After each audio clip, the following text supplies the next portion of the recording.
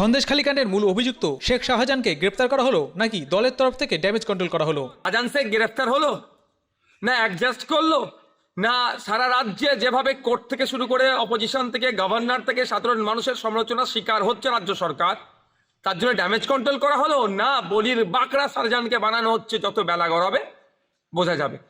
সন্দেশখালী ঘটনা কামদুনি মামলার পুনরাবৃত্তি হবে নাকি বিচার হবে, সেই নিয়ে সংশয়ে আছেন বিধায়ক নওশাদ সিদ্দিকী।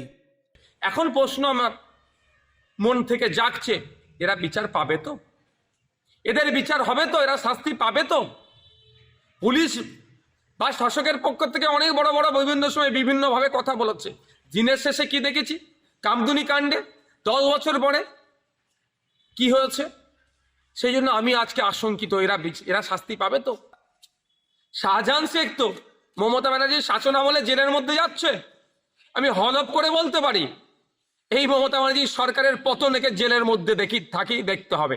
সন্দেশখালীতে যে ধরনের বা যত রকম অন্যায় সংগঠিত হতো, চাই মানুষের বাক স্বাধীনতা কেড়ে নেওয়া, ভোটদান থেকে বিরত রাখা সাধারণ মানুষকে, সেখানকার মহিলাদের সাথে যে অন্যায় হয়েছে, ওখানকার জমি দখল করা থেকে শুরু করে রাস্তাঘাটের উন্নয়নের জন্য যে টাকা আসে বা মানুষের উন্নয়নের জন্য যেটা আসে সেটা লুটপাট করে খাওয়া থেকে শুরু করে এক কথায় যত রকম অন্যায় হয়েছে তার মাস্টার মাইন্ডে ছিল, তার মাথায় ছিল এই শাহজাহান শেখ।